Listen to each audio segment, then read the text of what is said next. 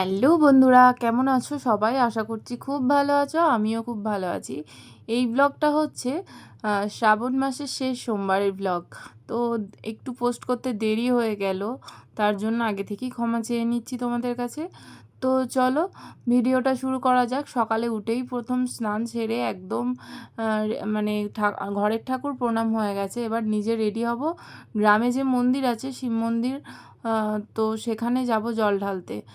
Doctor strict বারণই করে দিয়েছে যেন উপোস না হয়, কিন্তু মনটা মানছে না।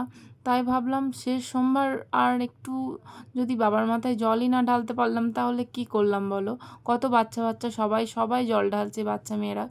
তো তাই নিজের মনটাকে আর কন্ট্রোল করতে পারলাম না। তাই নিজে ভাবলাম করব এই সোমবারটা, তাতে যা হয় দেখা যাবে। তো তারপর তার জন্য সকাল সকাল স্নান করে ফেলেছি। তো চলো রেডি হই, তারপর আবার বাকি কথা বলছি। তো এই দেখো ঝটপট রেডি হয়ে গেছি, একদম সিম্পল লুকে। এই সাদা লাল শাড়িটা পরেছি। আহ, এটা বেশ আমার খুব পছন্দের একটা শাড়ি। আমাকে কেমন লাগছে এই শাড়িটাতে প্লিজ কমেন্টে জানিও। তো চলো রেডি তো হয়ে গেলাম। এবার তো ছেলেও তো যাবে যাবে করবে, কারণ আমার ছেলে শিবভক্ত খুব, মানে ও শিব ঠাকুরের প্রতি একটু বেশি আকৃষ্ট। তো এখান থেকে বেরিয়ে সোজা মন্দির যাব। তার আগে থালাটা সাজিয়ে নিই। তো চলো দেখাই তোমাদেরকে যে থালাতে কি রেখেছি আর কি নিয়ে যাব। তো এই যে দেখো, তো চলো বেশি বক বক করছি না, আগে থালাটা রেডি করি, কারণ অনেকটা বেলা হয়ে গেছে, বেরোতে হবে ঠাকুরতলা। তো এই যে এসেই সাজিয়ে নিয়েছি, গোটা ফল কটা নিয়ে নিয়েছে, আর এই প্যাকেটটার মধ্যে ফুল মালা সমস্ত নিয়েছি, ঘি মধু। আর এই যে দোকানের সামনে আছে, আর বর্মশাই একটু ভিডিও করে দিচ্ছিল, ওই জন্য আমি হাসছিলাম। তো এত বিচ্ছিরি গরম করছে, তাই মানে পারা যাচ্ছিল না, আর খালি পায়ে আমি একদম হাঁটতে পারি না। তো আর রাস্তার যা অবস্থা, সাংঘাতিক অবস্থা। তো এই যে দেখো, যাচ্ছি প্রায় অনেক, একটুখানি গিয়েই সামনে ওই যে চূড়াটা দেখা যাচ্ছে ওটাই হচ্ছে মন্দির। তো চলো এই যে বলতে বলতে পৌঁছে গেছি এখানে। আর এখানে অনেক মানুষ দেখছি সকাল থেকেই, যেহেতু ডাক্তার বারণ করেছে যে বেশিক্ষণ উপোস রাখা যাবে না, তাই একদম সকালেই চলে এসছে। আর এই বাচ্চা বাচ্চা ছেলেগুলোও দেখছি জল ঢালতে এসছে। তো এই যে আমার ছেলেও এসছে আমার সাথে, আর এখানে এই যে আমার যা, সবাই আছি। তো এখানে কিছু আমরা ঘরের মধ্যে পৌঁছে গেলাম, আর এসে এখানে বাতিটা একটু ধরিয়ে নিয়েছি। আর এই যে দেখো তোমাদেরকে দেখাই, এই যে শিবটা আছে একটা ছোট শিব, ওটা অনেক দিন ধরে আছে এই সাইডে, আর এই সিংহাসনের মধ্যে যেটা আছে। আর এই দিকের যে শিবটা আছে, এই শিবটা এবছর প্রতিষ্ঠা হয়েছে। তো এখানে ওই যে আমার বান্ধবী জল ঢালছিল, ও ঢালার পর তারপর আমি ঢালবো বলে মানে রেডি করছিলাম। ওর ঢালা শেষ হয়ে গেলেই তারপর আমিও শুরু করে দেব, কারণ পিছনে অনেক লাইন। আজকে তো সবাই ধরো জল ঢালবে না, তাই অনেকটা ভিড় হবে, তাই আমি সকাল সকালই চলে এসেছি।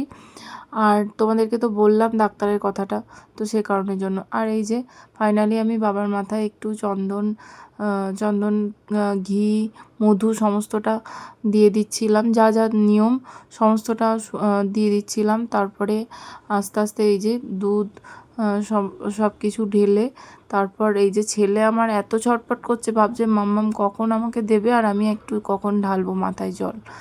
তো ও এইসব নিয়ে ভীষণ এক্সাইটেড ছিল।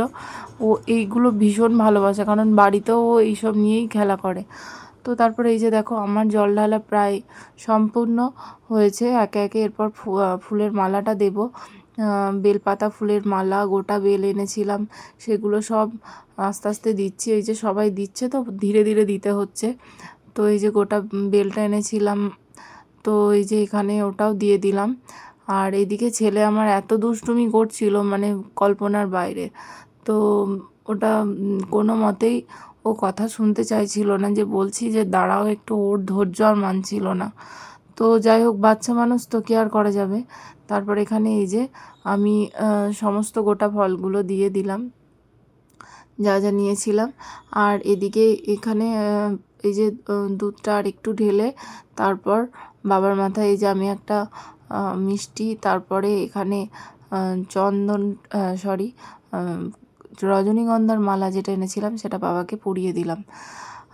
তো এটা পরালাম। আমাকে একজন বলল যে এটা নাকি পরাতে নেই, তো আমি ঠিক জানতাম না বাবার গলায় রজনীগন্ধার মালা দিতে নেই। তো যাই হোক, মন থেকে ভক্তি ভরে দিয়েছি। ঠাকুর যদি কিছু মানে ভুল করে থাকি তো একটু ক্ষমা করে দিও ঠাকুর। তো যাই হোক, এই যে দেখো, তারপর এই শিবলিঙ্গটাকেও আমরা একটু জল ঢেলে নিলাম। প্রতি বছর মানে আমরা বিয়ের আগে এই ঠাকুরের মাথাতেই জল ঢালা হতো, মানে সবাই আমরা গ্রামের সমস্ত।